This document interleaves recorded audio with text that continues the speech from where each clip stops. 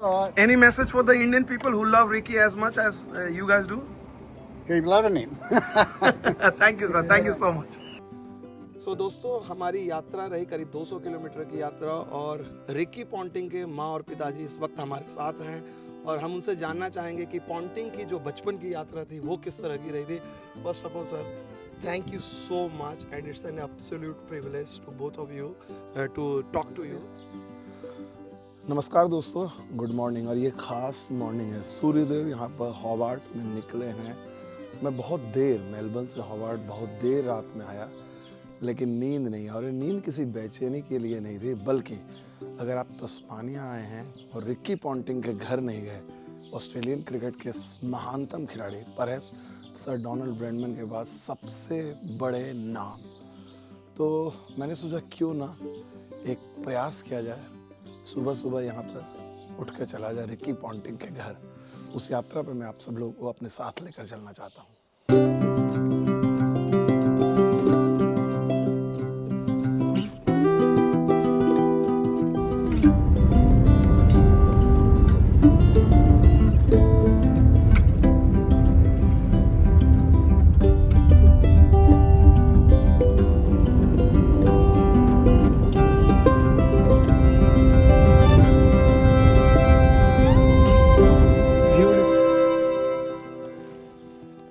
तो आखिरकार करीब 200 किलोमीटर की यात्रा करके हम पहुंच गए कहाँ. इस जगह पे शायद मुझे नहीं लगता है कोई इंडियन जर्नलिस्ट पहुंचा हो, और हो सकता है मुमकिन है कि कोई भारतीय क्रिकेट फैन भी ना पहुंचा हो. लेकिन यहाँ आने का उद्देश्य क्या था? Mowbray Cricket Club, home of the Mighty Eagles and Ricky Ponting. आपको पता है ऑस्ट्रेलियंस बहुत ज़्यादा इंडिविजुअल को प्रमोट नहीं करते हैं, वो टीम पर बोलते हैं, क्लब के बारे में बात करते हैं. लेकिन ये इंडिविजुअल कोई साधारण इंडिविजुअल नहीं है. क्रिकेट इतिहास जब लिखा जाएगा तो sir Don Bradman, Ricky Ponting का नाम विव रिचर्ड, सचिन तेंदुलकर जैसे सरीखे खिलाड़ियों के साथ लिया जाएगा. तो हमने हॉबार्ट में जब हमने आए यहाँ पर, तो हमारी कोशिश रही कि भाई हम आपको दिखाएं रिकी पॉन्टिंग के शुरुआती दिनों की कहानी, जहाँ से उनकी महानता की यात्रा जो शुरू हुई.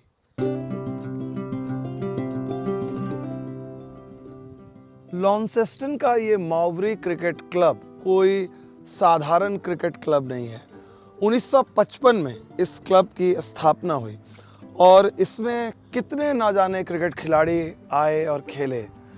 लेकिन जब रिकी पॉन्टिंग 11 साल के थे तब पहली बार वो इस क्लब में आए, और उसके बाद न सिर्फ इस क्लब को वो दुनिया के मैप पर लेकर गए, बल्कि तस्मानिया को भी, एक राज्य, एक ऐसा राज्य जिस तरह से देखा जाए, हम कहते हैं कि धोनी के आने से पहले झारखंड की अपनी एक कोई खास पहचान नहीं थी, ठीक उसी तरह से तस्मानिया को अंतर्राष्ट्रीय पटल पे लाने में इस क्लब का वही योगदान रहा.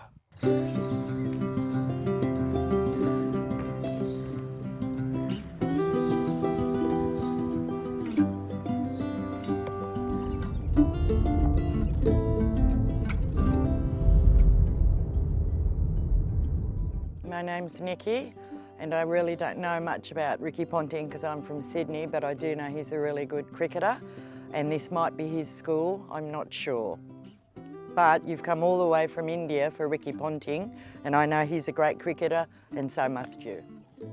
ब्रुक्स हाई स्कूल, इनका देखिए संदेश है, एवरीबडी वर्क एवरीबडी हेल्प.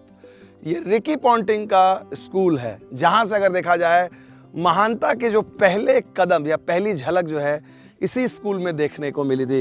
क्योंकि ये अंडर 13 में जब रिकी पॉन्टिंग खेल रहे थे तो उन्होंने लगातार जो है 400 किए थे, और उसी के बाद वो सुर्खियों में आए थे कि इतना छोटा सा बच्चा इतनी सहजता से बल्लेबाजी कर रहा है.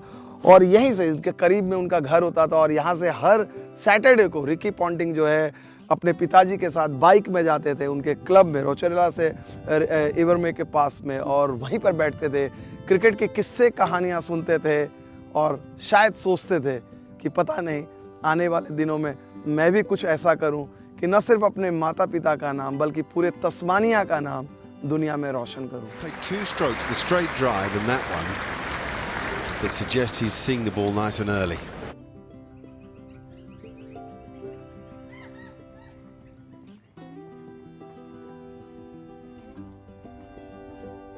ये कोई मामूली क्रिकेट नेट्स नहीं है। यहाँ पर जो है आज से करीब 30-40 साल पहले रिकी पॉन्टिंग ने जो है अपनी यात्रा जो शुरुआत की थी वो यहीं से थी।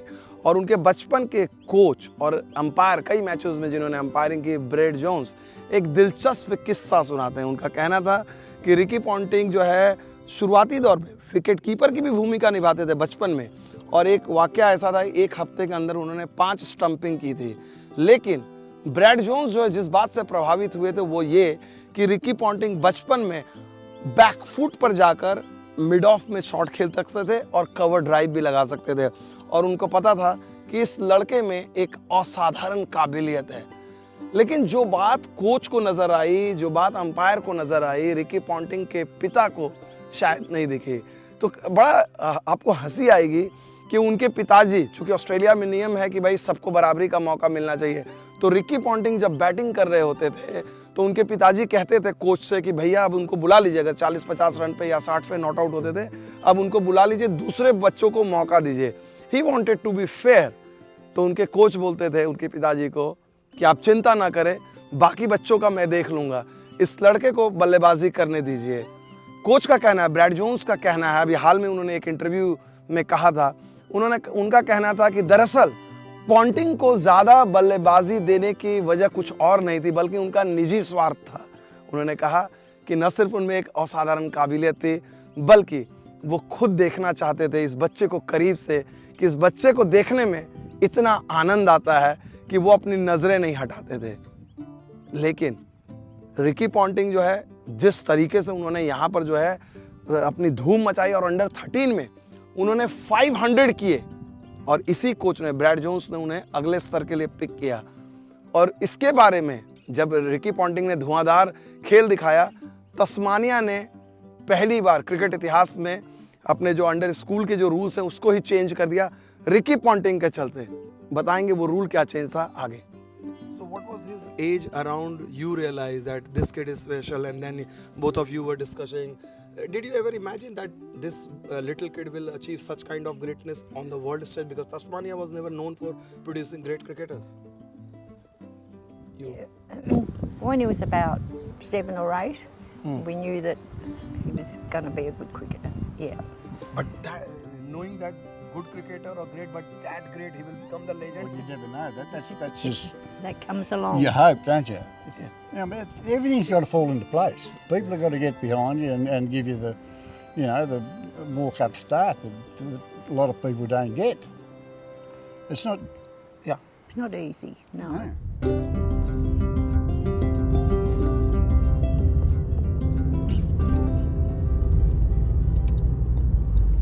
Yeah, so my name's Christian. I grew up in the Mowbray area and I followed Ricky from a young age, and yeah, he was a star from the age of 13, 14, 15, and we did think he was going to achieve greatness, probably not to the level that he did, but we always knew he was going to be a champion of the game. Well, I went to school with him, well, more his brother in my class, Drew Ponting.